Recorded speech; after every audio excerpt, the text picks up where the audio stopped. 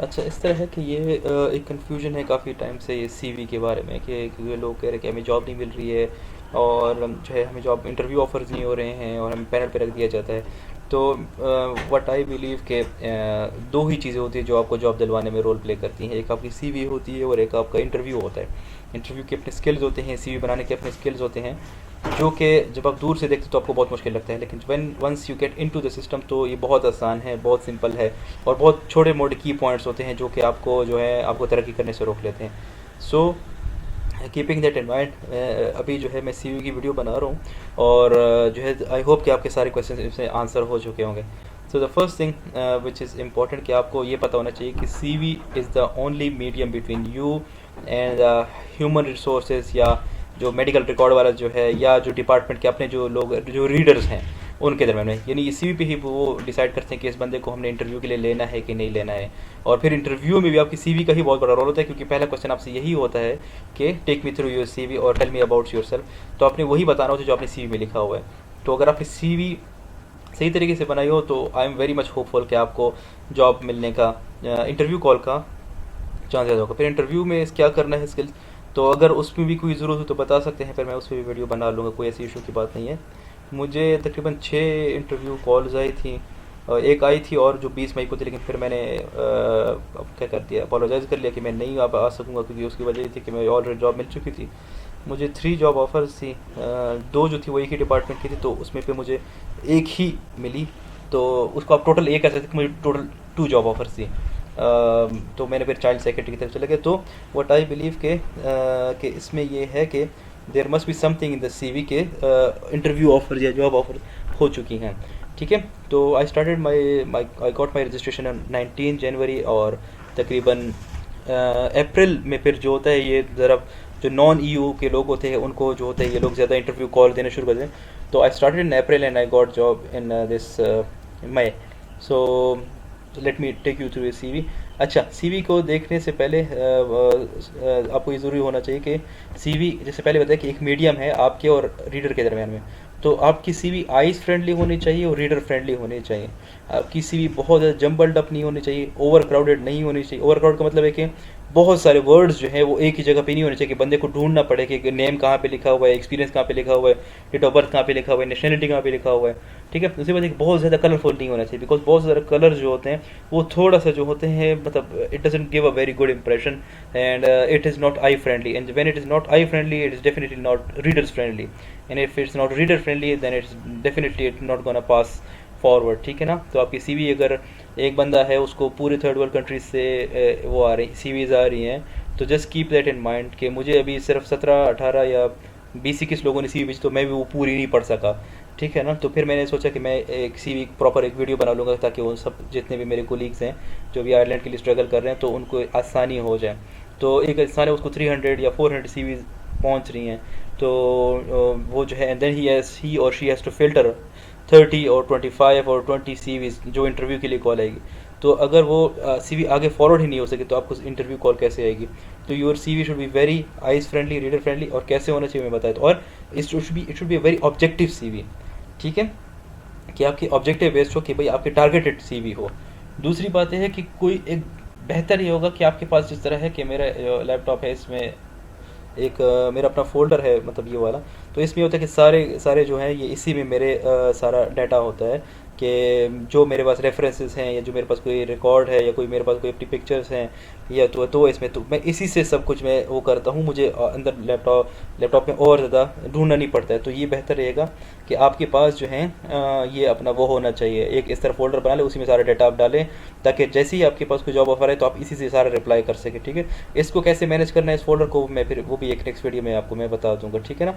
इससे आपके लिए काफ़ी आसानी हो जाएगी, आप जो है डायरेक्ट कॉपी पेस्ट करेंगे और आपको इंशाल्लाह जो होगा कोई मसला नहीं होगा इंशाल्लाह। ठीक है, तो going back to the CV. ठीक है, तो आपने कैसे टॉप 30 में अपनी सीवी को लाना है तो वो मैं बता देता हूँ। Personal details and contact information, name, four name जो है, जिस तरह मेरा अमार बिन सरदार है तो मेरा फोर नेम जो है अमार है और सर नेम बिन सरदार है। जब आपको मैसेज करते हैं तो आपको कहते हैं डियर बिन सरदार, तो ये आपका वहाँ पे ये इस तरह नाम होगा। ठीक है, sex mail, nationality Pakistani, address सही वही एड्रेस जो आपका प्रेजेंट एड्रेस है, ठीक है। डेट ऑफ बर्थ वही जो आपका शनाख्ती कार्ड और पासपोर्ट में है। सिंगल मैरिड आपने ज़रूर बताना है उधर, ठीक है ना। और जो है दूसरी बात है कि एक्सपीरियंस आपने एग्जैक्ट बताना है, बेहतर ये होगा 5 ईयर्स भी लिख सकते हैं, कोई इतनी बात नहीं है, लेकिन ये कि फिर आपने इंटरव्यू में इसको डिफेंड करना है कि मेरा 5 ईयर्स कैसे है, मैंने 2 साल कहाँ पे गुजारे, 3 साल कहाँ पे गुजारे, ठीक है। Then coming back to the phone number, आपका फ़ोन नंबर +92 से शुरू होना चाहिए, क्योंकि ज़ीरो जो है वो +92 को ही रिप्रेजेंट करता है, ठीक है। इट्स पाकिस्तान कंट्री कोड और आपका नंबर होना चाहिए, इसी नंबर पे आपको कॉल जाएंगी। ईमेल एड्रेस आपका वही ऑफिशियल ईमेल एड्रेस होना चाहिए, इसमें बिल्कुल आपने गलती नहीं करनी, बिकॉज इसी ईमेल पे सारे को आपको कांटेक्ट होगा, सही है। फिर इसमें ये एम इट इज़ मेरे ख्याल में जो मैंने देखा हुआ है ना, it is the main object, क्योंकि इंटरव्यू में भी मुझे फिर यहाँ से पूछने हैं कि अच्छा आपने तो लिखा था क्या 4 ईयर्स एक्सपीरियंस है, इस 4 ईयर्स में आपने एक साल में क्या किया था, तो you should write the truth, the reality and what you can defend, and this should be very, क्या कहते हैं, बिल्कुल पॉइंट पे होना चाहिए। कैसे? आई एम, यहाँ पे मैंने अपना नाम नहीं लिखा है, इसको मुझे एक्सेस कर देना चाहिए, मैं, ठीक है। तो I am doctor Amar bin Sardar, currently working as a postgraduate psychiatry trainee at Department of Psychiatry Medical Teaching Institute, Khyber teaching hospital Peshawar for the last 4 years, ठीक है। तो इसमें आपका इंस्टीट्यूट भी आ गया, आपका डिपार्टमेंट भी आ गया, आपका नाम भी आ गया, आप किस ओहदे पर हैं, किस सीट पर हैं वो भी आ गया है, ठीक है ना, और ईयर्स भी आ गए। नाउ अभी आपके ऑब्जेक्टिव्स आ गए, AIIMS and objective. Now after completion of my training in June 2022, I want to get further experience and exposure in the field of psychiatry at Republic of Ireland to improve my clinical knowledge and polish my skills. Additionally, I am planning to appear in a MMRC Psych exam by the end of this year, for which my experience in Ireland would be really helpful. तो ये बहुत ज़्यादा 3 या 4 या 5 जुमलों में आपका सारा हो गया है। तो जो भी पढ़ेगा उसको पता चलेगा कि भाई ये बंदा कितने पानी में, इसको MRC Psych का भी पता है, इसको अपने 4 ईयर्स एक्सपीरियंस का भी पता है कि मैं, और मुझे हमें सब कुछ बता दिया है कि मेरा क्या क्या प्लान है, मैं जून में क्या कर रहा हूँ, मैं जुलाई में क्या कर रहा हूँ, मैं दिसंबर में क्या कर रहा हूँ। तो it's very simple, it should be very focus, और ये मेरे ख्याल में सबसे ज़्यादा इंपॉर्टेंट यही वो है, ठीक है। आगे आ जाते हैं रजिस्ट्रेशन, क्योंकि जब तक आपकी रजिस्ट्रेशन नहीं है, आप why would they take your CV seriously, तो आपके रजिस्ट्रेशन नंबर होना चाहिए, क्योंकि यही जाके वो फिर अपने कंप्यूटर में डालेंगे और फिर चेक करेंगे कि ये हमारे पास रजिस्टर्ड है ये बंदा, ठीक है, इसको हम वी कैन कॉल हिम, ठीक है। तो रजिस्ट्रेशन नंबर होना चाहिए, फिर पाकिस्तान का रजिस्ट्रेशन नंबर होना चाहिए, ये इसी तरह बोल्ड और इसी तरह, तो बेहतर होगा कि इसमें ये इट्स आई वुड रिकमेंड कि ये बहुत जो है आइडियल है। अच्छा, एक चीज़ जो मैंने जो अपनी CV में देखी थी, जो बाकी लोगों की CV में नहीं, कि ये जो लाइंस हैं ये हैज़ार्ड नहीं होने चाहिए।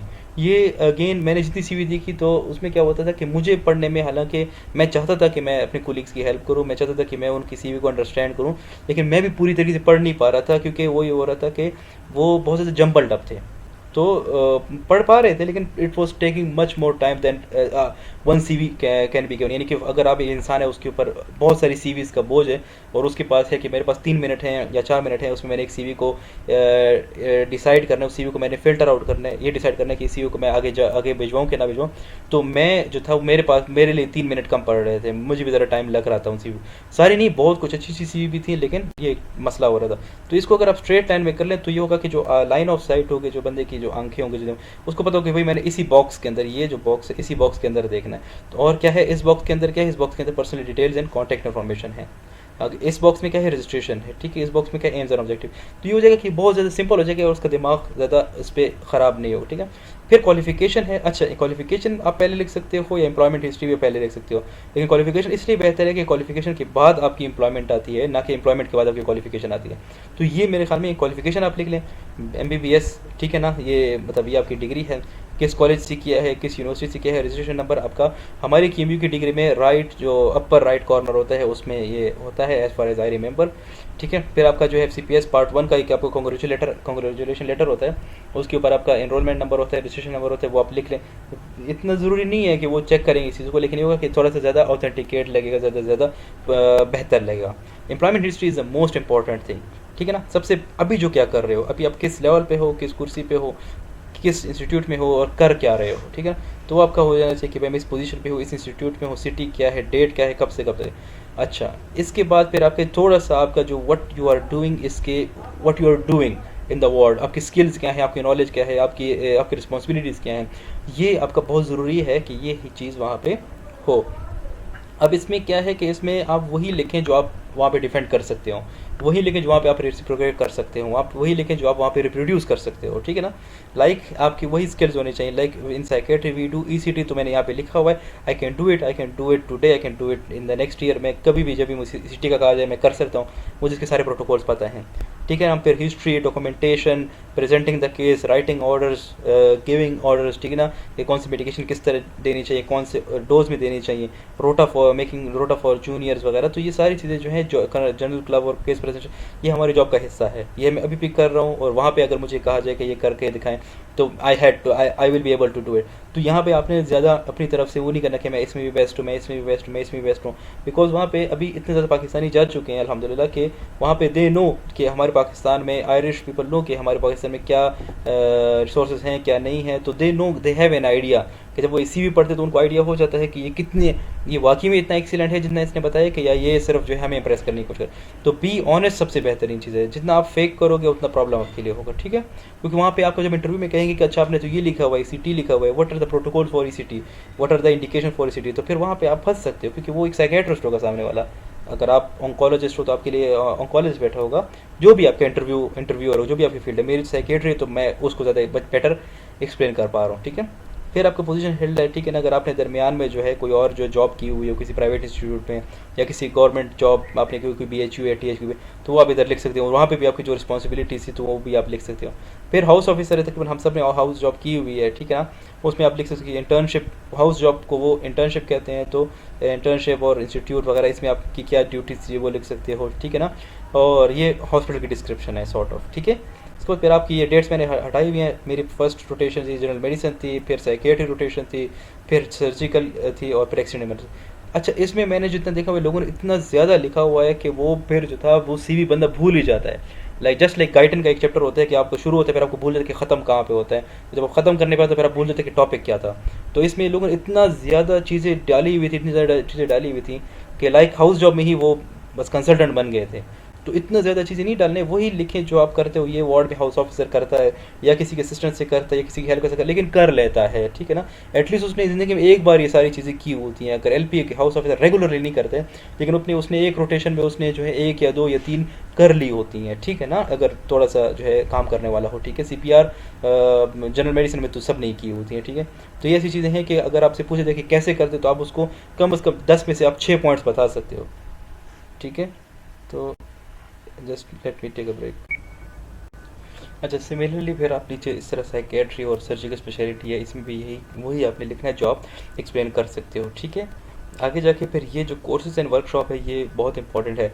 इसमें जो CPSP के ट्रेनीज़ हैं वो अपने CPSP के वर्कशॉप्स डाल सकते हैं, ठीक है। इसके अलावा और भी कोई उन्होंने 1 आवर के, 2 आवर के, 1 डे के, 2 डे के, या 4 डेज़ के, या 1 या 2 मंथ के जितनी भी वर्कशॉप्स हैं या सर्टिफिकेट कोर्स हैं वो आप डाल सकते हैं। डिप्लोमास डेफिनेटली आपने ऊपर डाल दिए होंगे ये आपने अपनी एजुकेशन वगैरह में, लेकिन जो डिप्लोमा से छोटे लेवल की चीज़ें हैं, ये सर्टिफिकेट कोर्सेज वगैरह हैं, तो वो आप इसमें डाल सकते हैं। इसमें आप इवन वो भी डाल सकते हैं जिसमें आप करंटली एनरोल्ड हैं, ठीक है। तो इसमें कोई वो नहीं है, हार्ड एंड फास्ट रूल नहीं है, लेकिन ये है कि ये इसमें आप डाल लें तो इसमें हो जाएगा कि जो उनके काम की चीज़ होगी तो वो उसको पढ़ सकते हैं जिस तरह, और उसको हाईलाइट कर दे, ठीक है। आगे जाके फिर स्ट्रेंथ है, इसकी इतनी ज़्यादा इंपॉर्टेंस नहीं है, लेकिन ये है कि फिर भी जो होगा just to make your CV more attractive, तो ये कर सकते हो। हॉबीज़ इतनी इंपॉर्टेंट नहीं है। रेफरेंसेस आपके बहुत ज़रूरी हैं, आपकी CV में हर सूरत में रेफरेंसेस होने चाहिए, ठीक है।